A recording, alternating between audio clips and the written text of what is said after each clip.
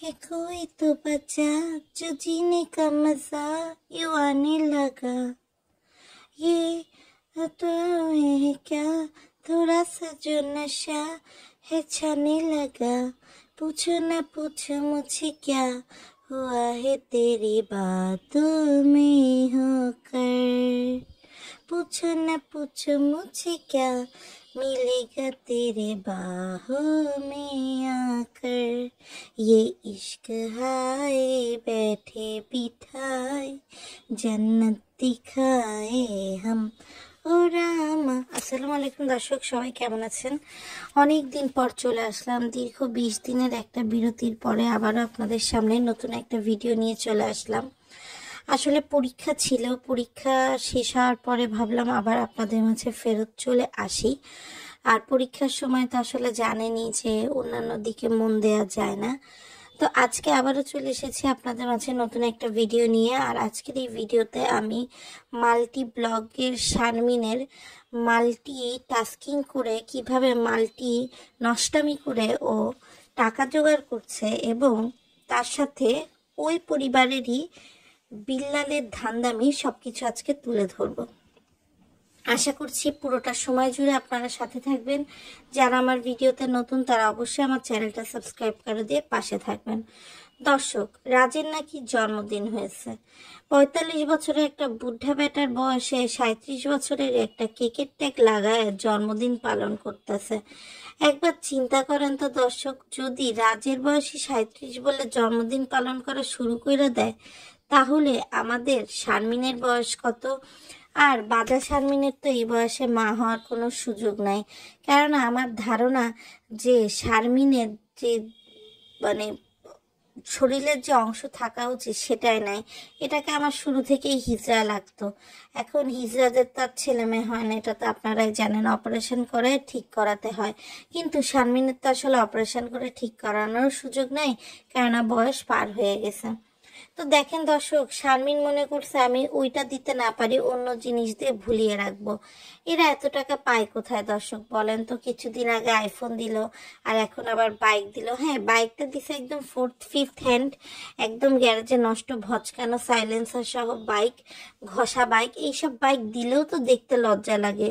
সে মিমের সাথে পাল্লা দিয়ে এই কাজটা করতেছে। তো ঠিক আছে, তুই একটা স্ট্যান্ডার্ডে চল, তুই একটা লাইনে চল। তোর শুধু মানে বাইক বলে যে কোনো একটা বাইক, তার তুই একটা খেলনা বাইক কিনে দিতি রাজকে, সেটা মনে হয় ভালো হতো। মানে এই বাইক দিয়ে তুই নিজে আরো লজ্জায় পড়ছিস। তারপর তোর খাবারের আয়োজন এমন যে তুই রাতের বেলা যে গেস্টরা আছে তাদেরকে শুধু গোশের ঝোল দিয়ে ডাল দিয়ে ভাত খেতে দিছিস। আরে ফকিরের ঘরের ফকির, এর চেয়ে তুই গোশ রান্না না করে ডিম ভাজি করে দিতি। সবকিছুর তো একটা লিমিট থাকে। আর এই যে মাল্টিব্লগ সুরাইয়া আর আরেকটা যে তার ওই সারের বউ, এই দুইটারে দেখলে মনে হয় মাজায় আমি একটা লাথি মারি। মাজায় লাথি মারি কেন বলি, মানে এরা হচ্ছে ওপেন নষ্টামি, মানে দৌলদিয়া অনলাইন ভার্সন, পতিতালয় খুলে বসছে অনলাইনে এরা, এবং এভাবে হচ্ছে এরা এন্টারটেইনমেন্ট করে বেড়াচ্ছে।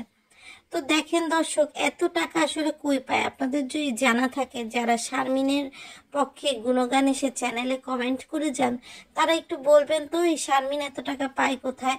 তার স্বামী বেকার। আপনারা বলবেন ইউটিউবের টাকা দিয়ে তো ভাড়া দিয়ে চলতে হয়। তো ভাড়া দিয়ে চলার পর কি ইউটিউব এত টাকা ইনকাম করে যে ইউটিউব দিয়ে ভাড়া দিয়ে চলার পরও দর্শক আপনার এইসব আইফোন বাইক এইসব কেনার টাকা থাকে আর বাজার করে খায় না এরা? বলেন তো।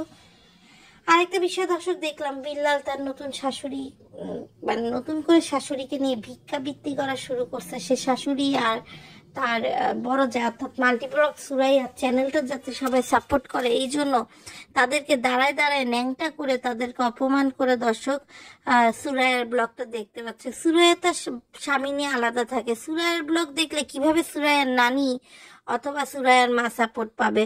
তাই যদি পেত তাহলে নাহার তো আপন মেয়ে, নাহার তো আপন বোন, তাহলে বিল্লাল কেন ইউটিউব থেকে যে টাকা কামাচ্ছে সেটা থেকে তার শাশুড়ি বা জ্যাঠাসকে কেন সে সাহায্য করছে না? দর্শক, এই প্রশ্নটা কিন্তু আমার বড় অনেকক্ষণ ধরেই ঘুরপাক খাচ্ছে যে যদি এতই মিল এতই পীড়িত থাকে দর্শক, তাহলে তো তারও সাহায্য করা উচিত, তাই না বলেন?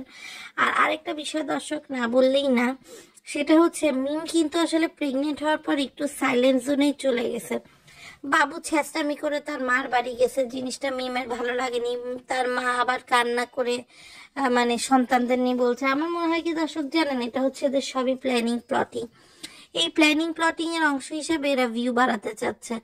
না তো যার বউকে তার মা অর্থাৎ বামুন মা যেভাবে অভিশাপ দিল বা বললো আমাদের কিচ্ছু যায় আসে না, বাচ্চা হোক বা না হোক, আমাদের সারাফাত শরীফা আছে, তারপর তো সেই বাড়িতে যাওয়ার কোনো বিড়িই দেখছি না। আর সেই বাড়িতে খেতে না পেরে পরিশেষে আবার কাচ্চি কিনে বাড়ি আসছে, মানে যেটা আসলে দর্শক কোনো লজিক নেই। যদি আপনি একটু ভালো মতো লজিক চিন্তা করেন তাহলে দর্শক আপনারা নিজেরাই বুঝতে পারবেন যে আসলে এটার কোনো লজিকই নাই, যে লজিকে হচ্ছে আসলে জিনিসগুলো হচ্ছে। তো এই তো দর্শক মোটামুটি হচ্ছে এই অবস্থান, যেটা আসলে আপনাদের সাথে শেয়ার করে দিলাম। তো অনেক দিন ধরে আসলে ভিডিও দিই না, অনেক ধরনের গ্যাপ পড়ে গেছে। তবে হ্যাঁ, ভিডিও আপনাদের সাথে হয়তো শেয়ার করি না, কিন্তু ব্যাপারী পরিবারের কুকীর্তি কিন্তু আমার নজর এড়াচ্ছে না। আমি এটাও দেখছি যে তিশা কিভাবে তার বান্ধবী গ্যাংদের নিয়ে গিয়ে অন্যের বিয়ের গেটে বসে ভিডিও করছে। আমি এটাও দেখছি তানজিলা কিভাবে বাড়ি বসে তার বড় ননদকে লেলায় দিছে এই তার যে কাপড়ের ব্যবসা, সেই কাপড়ের ব্যবসাকে আগিয়ে নেওয়ার জন্য। আবার আমি এটাও দেখছি সাবিনা কি করে পার্টিশন করে অফিস ঘর তুলে কিভাবে কাজ করছে। আর আমি এটাও দেখছি দর্শক যে গায়ে মানে না আপনি মোড়ল হয়ে খুকি নিজের ভিডিওর ভিউ বাড়ানোর জন্য বাবু, মিম, শারমিন এদেরকে নিয়ে কথা বলছে। আর দর্শক আরেকটা বিষয় না বললেই না, আসলে ব্যাপারী পরিবারের যারা তিশা, মিম, সাবিনা এরা একটা পর্যায়ে পর্যন্ত খারাপ ছিল, কিন্তু শারমিন যে নোংরামি নষ্টামি করছে এটা আসলে সবকিছুরই নাক কান গলা সবকিছুই কেটে দিচ্ছে দর্শক। তো আজকের মতো ভিডিওটা দর্শক এখানে শেষ করছি। সবাই ভালো থাকবেন, সুস্থ থাকবেন, নিরাপদে থাকবেন। আর খুব শীঘ্রই রেগুলার ভিডিও নিয়ে দর্শক চলে আসবে আপনাদের সামনে। আর আমি একটা জিনিস লাস্টে প্রশ্ন করতে চাই, এই যে রাজের বাপ মা এদের কি মেরুদণ্ড নাই? এরকম একটা বুড়ি বয়স্ক বেটির সাথে বিয়ে দিছে, বিয়ে দেওয়ার পরে দর্শক সে বুড়ি বেটির নষ্টামি আবার চোখের সামনে দেখে বেড়াচ্ছে। এর চেয়ে তো আসলে দর্শক অপমানের কিছু নাই, তাই না বলেন? এর চেয়ে যদি অপমানের কিছু থাকতো তাহলে তো হতোই। তো ঠিক আছে দর্শক, আজকের ভিডিওটা এই পর্যন্তই। আল্লাহ হাফেজ।